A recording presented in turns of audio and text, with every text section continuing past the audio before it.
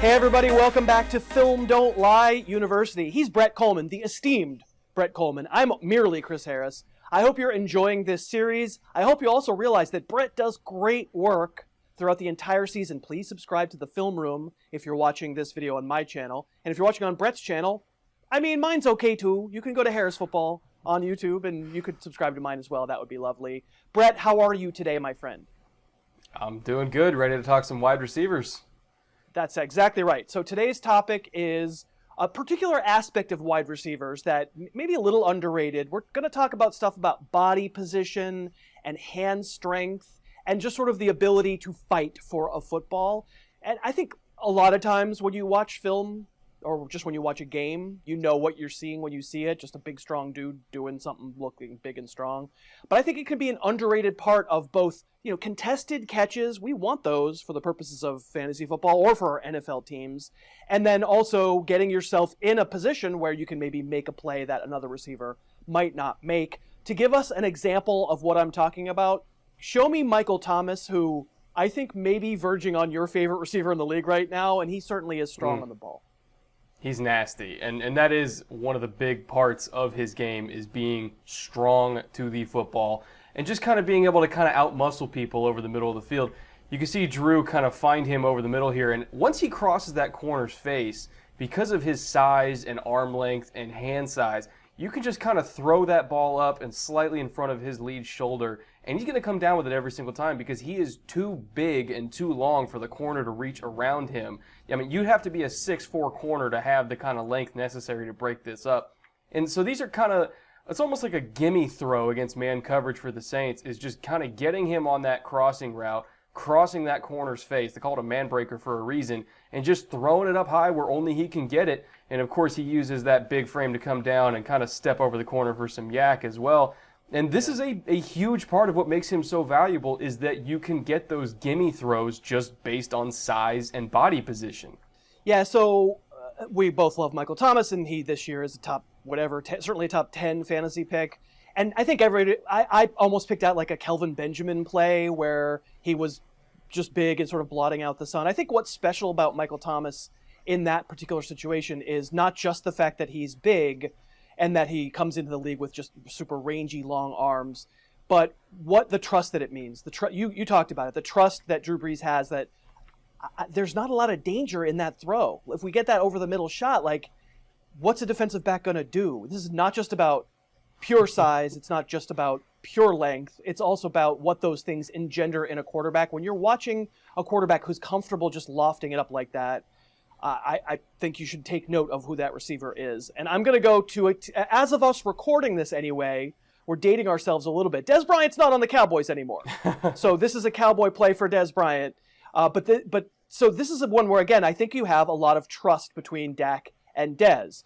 Now, Dez does a lot of nonsense at the top of this route, at the beginning of this route. A lot of shaking his feet to try to shake Tramon Williams. And I'm proud of Tramon Williams because he's not really buying it. He's kind of sticking with him. He's like, I'm not scared that Dez Bryant's going to run by me, so I can undercut this route. I can be right here.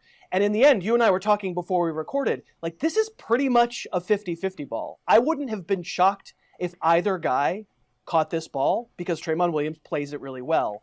And what I like about Dez in this case, and any receiver who has his quarterback's trust to the point where they're willing to kind of just put it in there and trust that, dang it, Dez is just stronger and is a monster and has strong hands and is going to go get it. And if you can and Dez does consistently, a lot of receivers consistently win those 50-50 balls.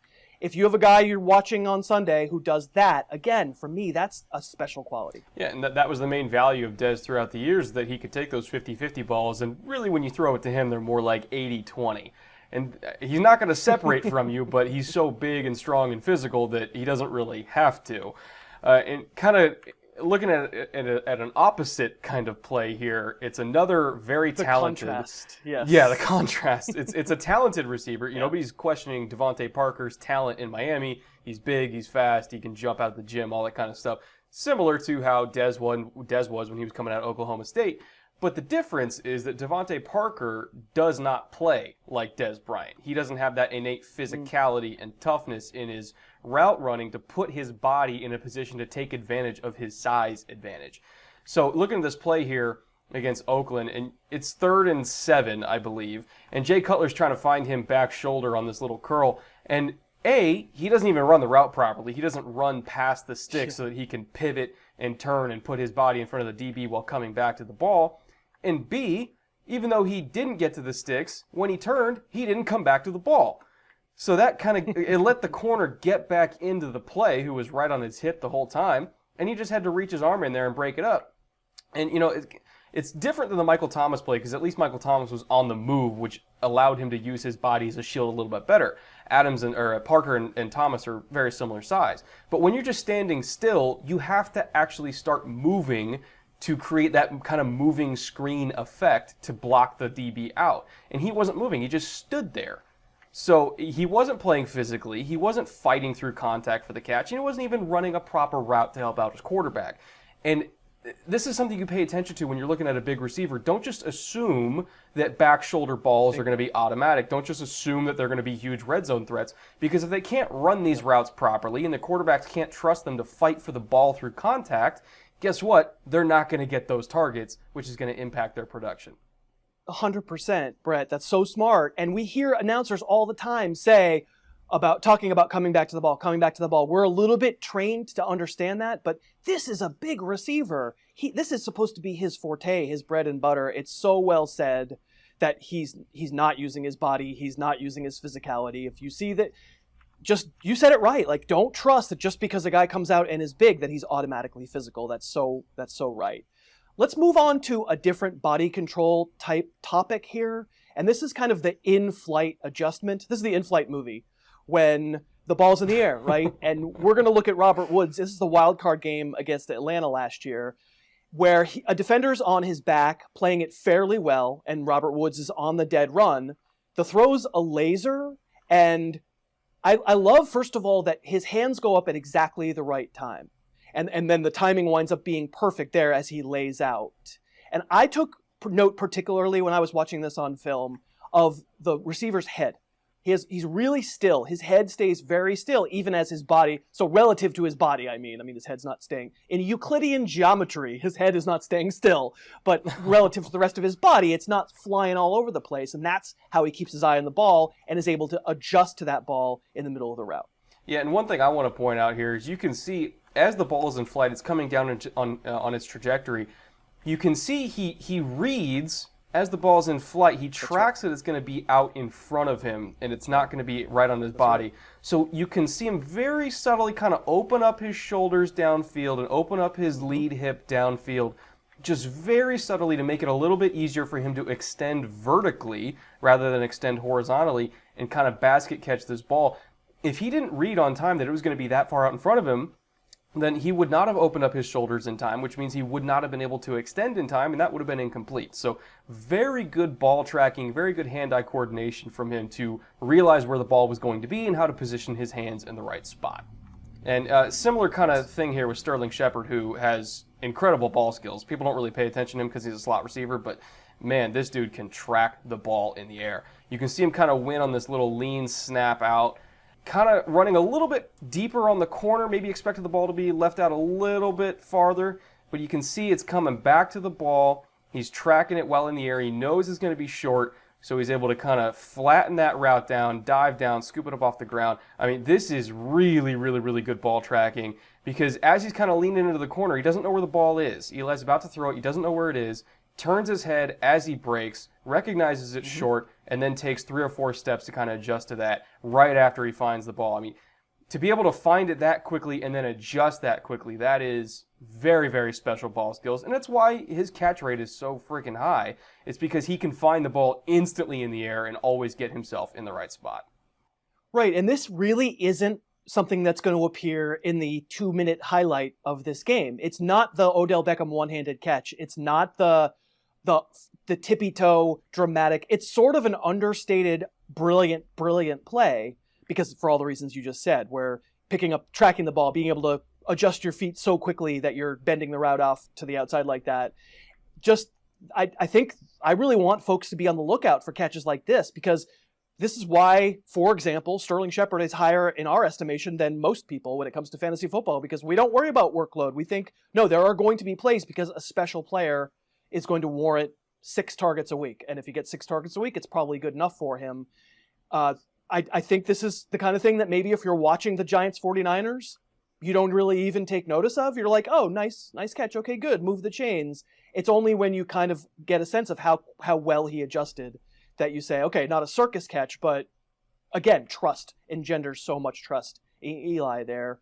I'm going to show you one who's not a wide receiver. We're not doing tight ends on Film Don't Lie University, and David Njoku makes a wide receiver worthy play in the end zone here, where I think this one probably would wind up on the highlight package. So maybe I'm not being, I'm the one who's kind of sick. It's sick. I mean, I'm not the one who like, I wanted to include this, and I admit, I think anybody watching this would go, oh, David Njoku has pretty great ball skills.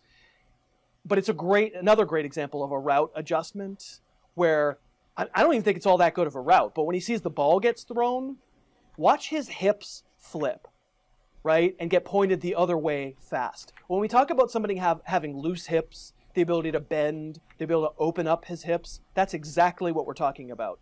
So if you ever hear on my channel or on Brett's channel this idea of look at his flip his hips, or he's got loose hips, or he bends, I know you like to use that analysis a lot, which is the bendability of someone's hips. That's beautiful. It's not just about being the kind of athlete who is big and jumps high. It's about adjusting mid-flight, and like it's kind of an indifferent little route, and boom, you get a touchdown. Yeah, guys like Cameron Brate are not making that catch because they're too stiff. They can't open up quick enough. And not to mention, he might not have the same hand strength in Njoku to really just kind of lean back and fully extend and just kind of bring that thing in. That is an impressive catch. As impressive a catch as you'll see from any tight end this season. I mean, that is truly special, and hopefully it's a sign of things to come with him. Hey gang, quick break. We wanted to thank Lisa for sponsoring Film Don't Lie University today. I've had a Lisa mattress for a couple of years. I have a notoriously bad back. It's improved so much sleeping on this mattress. Now, just because some dummy on YouTube says that a mattress is comfortable doesn't necessarily mean that you'll think it's comfortable. Lisa knows this. That's why they give you 100 risk-free nights to try out your new mattress. And if you don't love it, call them up, let them know. They'll get it picked up. They'll refund you, no questions asked. And we can get you a really good deal. If you've been thinking about getting a new mattress, just click the link that's below me in the show notes. It's lisa.com/FDLU for Film Don't Lie University. You'll get $160 off your new Lisa. Or if you want their Sapira mattress, you get $235 off. It's a great deal. They're a great sponsor. We thank them very much. Let's get back and watch some more film. Okay, so let's pick it back up again. We just looked at some really good in-flight adjustments as far as receivers go. What does it look like when you see someone maybe not making such good adjustments? We've got Donte Moncrief here, and it's not that impressive a play. It's a deep in-breaking route where I thought it was thrown okay, and Moncrief doesn't do the quarterback any favors. This is probably part bad route running. He doesn't really continue to the inside and finish the route. I think partly maybe he's misreading that there's going to be a safety there and he thinks he's going to get his head knocked off. But I as bad as I think the route is, I also think it's a bad example of running through the catch. That's something else that you'll hear a color commentator on a Sunday game say all the time. Look at him run through the catch.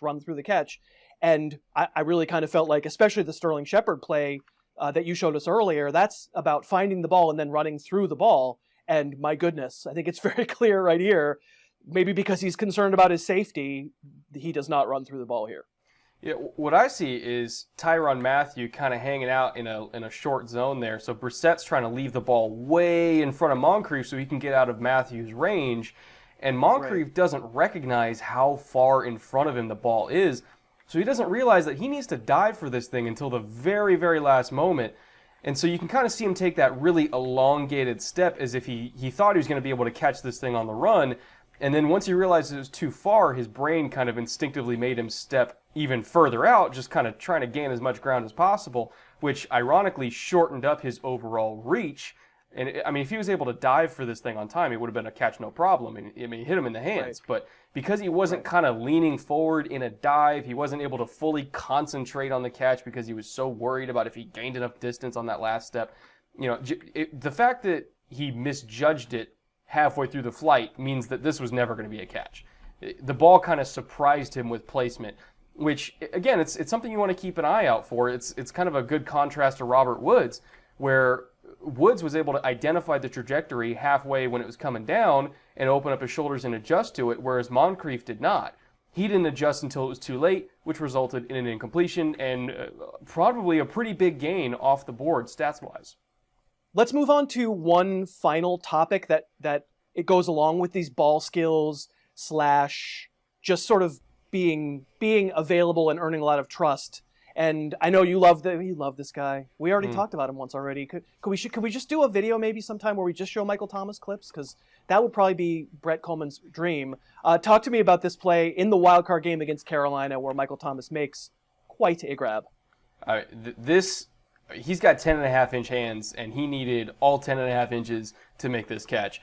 And it goes to show how it's not just about body position. Sometimes it just comes down to how friggin' strong you are in your hands to be able to hold on to this ball. I mean, he catches it with his fingertips.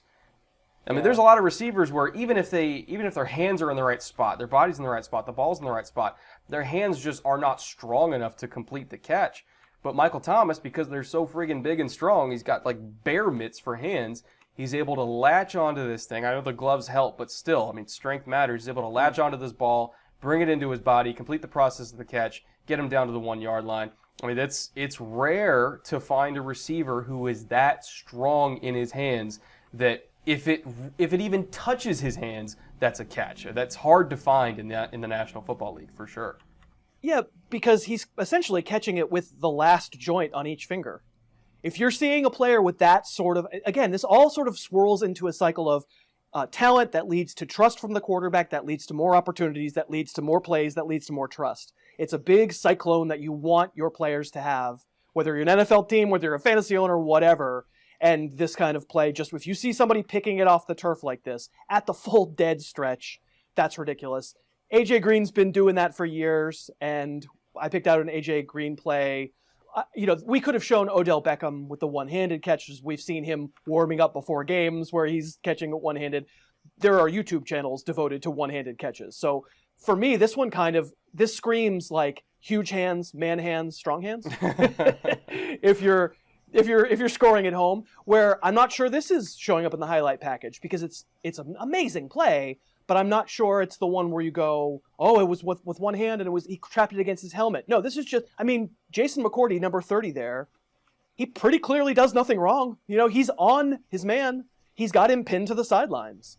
But to snatch the ball like that, it is spectacular, but it almost gets overlooked in that universe where the one-handed trapping it against your helmet, incredible, the Antonio Brown special has kind of become the gold standard for highlights. I don't want to lose sight of this play either. I think this play right here is the culmination of everything we've talked about because it shows a big 6'4" receiver with long arms who's able to outmuscle DBs. The quarterback throws it high, just like that first Michael Thomas play we looked at. He trusts him to go get it. The DB isn't in a terrible position, but because he's just not as big and not as explosive, he can't go up and contest the pass. He's got the hand strength like Michael Thomas to kind of, even if he's contorting his body in midair, he's able to go up and grab it with the fingertips. And then he has the body control and awareness to toe tap his feet as he's getting out of bounds and hold onto the ball with one hand so that he doesn't lose control during the process of the catch. This is exactly what you look for in route running, body control, using size to your advantage, hand strength, understanding how to control the ball and control your fall so that you don't lose control of it to complete the catch. This is teaching tape for every receiver on how to use your body to dominate at the point of the catch. And unfortunately, it's also the exact opposite of our final example, which is a negative example of how not to use your body, and how maybe hand weakness can cost you a sure catch, even if you are in the right spot. And it's Zay Jones. Yep. This is game on the line at the very end of week 2 against Carolina. And it's almost like a similar kind of adjustment that David Njoku had to make, where he's planting, he's opening his hips, he's diving backwards, he's fully extending. But unlike Njoku, and unlike Green, and unlike Thomas, he doesn't have the hand strength to bring that thing in with just his fingertips when he's reaching all the way out, putting every inch of his arm length into this catch. He can't finish it with just his hands. He doesn't quite have the hand strength. He's only got 9-inch hands, which again that's why scouts look at hand size for receivers, is so you can make catches like this. But you can see it's off his fingertips, and he doesn't quite have the strength to finish the catch. So it's a really great contrast to stuff we've already looked at, and it's something you should really pay attention to, where on these fully extended catches, even if it might bounce off a hand and the announcer says, oh, it's a tough catch, we shouldn't really discredit him for not making it. We really should, because there are receivers out there in the league that make this catch and that give you those extra 20 points at the end of a game that can win you a week in fantasy. Those receivers do exist, and you should draft them. Absolutely right. And so, I mean, this is what we do. We look at film all day, and when we're trying to decide whether we think a wide receiver is a good prospect or is a good rookie or is overrated or has hollow numbers or will produce better numbers, this is an example of some of the things that we look for to make those decisions. And hopefully, going forward, you can as well. He is the esteemed Brett Kollmann. I'm merely Chris Harris. I hope you'll subscribe to both of our YouTube channels, though, because we really do try hard. I've got the Fantasy Football Almanac that you can take a look at for August, and we've really enjoyed bringing this to you. We'll see you for our next lesson next time.